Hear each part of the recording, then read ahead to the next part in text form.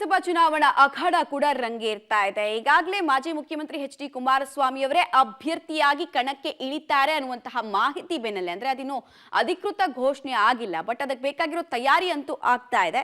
ಸಣ್ಣ ಪುಟ್ಟ ಸಮಸ್ಯೆಗಳನ್ನ ಇಲ್ಲೂ ಬಗೆಹರಿಸೋದು ದೊಡ್ಡ ಸವಾಲಾಗಿ ಕಾಣಿಸ್ತಾ ಇದೆ ಎಚ್.ಡಿ. ಕುಮಾರಸ್ವಾಮಿ ಅವರಿಗೆ. ಮಂಡ್ಯ ಸ್ಪರ್ಧೆ ಘೋಷಣೆ ಮಾಡಿದ ಕುಮಾರಸ್ವಾಮಿಗೆ ಸಾಲು ಸಾಲು ಸವಾಲುಗಳಂತೂ ಎದುರಾಗಿದೆ. ಮಂಡ್ಯ ಕ್ಷೇತ್ರ ಈ ಬಾರಿ ರಣರಣ ಆಗೋದ್ರಲ್ಲಿ ಎರಡು ಮಾತಿಲ್ಲ ಅನ್ನುವಂತಹ ಮಾತಿದೆ. ಹಾಗಾದ್ರೆ ಶತ್ರುಗಳ ಅಖಾಡದಲ್ಲಿ ಯುದ್ಧ ಮಾಡಿ ಜಯ ಗಳಿಸ್ತಾರ ಕುಮಾರಸ್ವಾಮಿ ಅವರು ಅನ್ನೋದು ಪ್ರಶ್ನೆ ಆಗ್ತಾ ಇದೆ. ವಿರೋಧಿಗಳ ಸವಾಲನ್ನ ಗೆದ್ದು ಗೆಲುವಿನ ನಗೆ ಬೀರಿ ಮಂಡ್ಯದಲ್ಲಿ ಅಧಿಕಾರವನ್ನ ಹಿಡಿಯುವಲ್ಲಿ ಸಫಲರಾಗ್ತಾರ ದಳಪತಿ ಅನ್ನೋ ಪ್ರಶ್ನೆ ಈಗ ಮುಂದಿರುವಂತದ್ದು. ಬಟ್ ಸವಾಲುಗಳು ಸಾವಿರ, ಇದಕ್ಕೆ ಉತ್ತರ ಜೆಡಿಎಸ್ ಬಳಿ ಇದೆಯಾ? ಕೆಲವಕ್ಕಂತೂ ಅಫ್ಕೋರ್ಸ್ ಉತ್ತರ ಇರುತ್ತೆ, ಸಿದ್ಧ ಉತ್ತರ ಇರುತ್ತೆ, ಬಟ್ ಇದನ್ನ ಸ್ವೀಕಾರ ಮಾಡುವ ಮನಸ್ಥಿತಿಯಲ್ಲಿ ಕೆಲವರು ಇರ್ತಾರಾ ಅನ್ನೋದು ಪ್ರಶ್ನೆ. ಪ್ರಮುಖವಾಗಿ ಕುಮಾರಸ್ವಾಮಿ ಅವರಿಗೆ ಮಂಡ್ಯ ಭಾಗದಲ್ಲಿ ಏನೆಲ್ಲ ಸಮಸ್ಯೆಗಳು ಅಥವಾ ಸವಾಲುಗಳು ಕಾಡ್ತಾ ಇದೆ ಅನ್ನೋದನ್ನ ಕೂಡ ಒಂದೊಂದಾಗೆ ನೋಡೋ ಕೆಲಸವನ್ನ ಕೂಡ ಈಗಾಗಲೇ ಜೆಡಿಎಸ್ ಪಕ್ಷವೂ ಮಾಡಿದೆ. ಇದೇ ನಿಟ್ಟಿನಲ್ಲಿ ಮೀಟಿಂಗ್ ಅನ್ನ ಮಾಡ್ತಾ ಇದ್ದಾರೆ.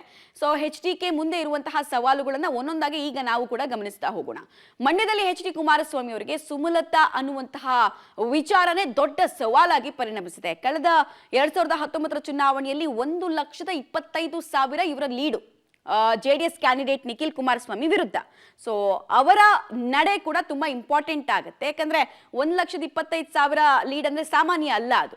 ಸೊ ಜೆಡಿಎಸ್ಗೆ ಟಿಕೆಟ್ ಘೋಷಣೆ ಬೆನ್ನಲ್ಲೇ ಸುಮಲತಾ ಅವರು ಸೈಲೆಂಟ್ ಆಗಿರೋದು ಈಗ ಒಳಗೊಳಗೆ ಕಳವಳಕ್ಕೆ ಕಾರಣ ಆಗ್ತಾ ಇದೆ. ಜೆಡಿಎಸ್ಗೆ ಏನೂ ಪ್ರಾಬ್ಲಮ್ ಇಲ್ಲ, ನಾವು ಗೆಲ್ತೀವಿ ಅನ್ನೋ ಕಾನ್ಫಿಡೆನ್ಸ್ ಅನ್ನ ತೋರಿಸ್ತಾ ಇದ್ರು. ಒಳಪೆಟ್ಟು ಅಥವಾ ಒಳ ಏಟಿನ ಆತಂಕ ಅಥವಾ ಹಿಂದಿನ ಸೋಲಿನ ದುಸ್ವಪ್ನ ಅಂತೂ ಎಚ್.ಡಿ. ಕುಮಾರಸ್ವಾಮಿ ಆದಿಯಾಗಿ ಅವರ ಬೆಂಬಲಿಗರನ್ನ ಕಾಡ್ತಾ ಇದೆ. ಇನ್ನು ನೆಕ್ಸ್ಟ್ ಪಾಯಿಂಟ್ ನಾವು ಗಮನಿಸೋದಾದ್ರೆ 6 ಕ್ಷೇತ್ರದ ಕಾಂಗ್ರೆಸ್ ಶಾಸಕರನ್ನ ಮೀರಿ ಮತ ಗಳಿಸೋದು ಅನಿವಾರ್ಯ.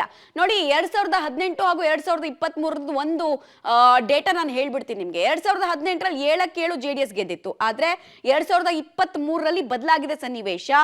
6 ಕಾಂಗ್ರೆಸ್ ಪಾಲಾಗಿದೆ. 6 ಕ್ಷೇತ್ರದಲ್ಲಿ ಕಾಂಗ್ರೆಸ್ ಶಾಸಕರಿದ್ರೆ 1ರಲ್ಲಿ ಮಾತ್ರ ಜೆಡಿಎಸ್ನವರಿದ್ದಾರೆ. ಇದು ಕೂಡ ದೊಡ್ಡ ಚಾಲೆಂಜ್.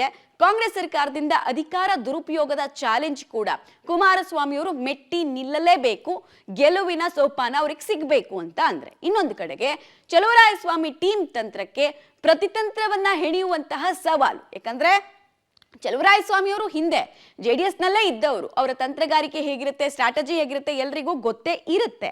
ಸೊ ಇದು ಕೂಡ ಸವಾಲಾಗಿ ಪರಿಣಮಿಸ್ತಾ ಇದೆ.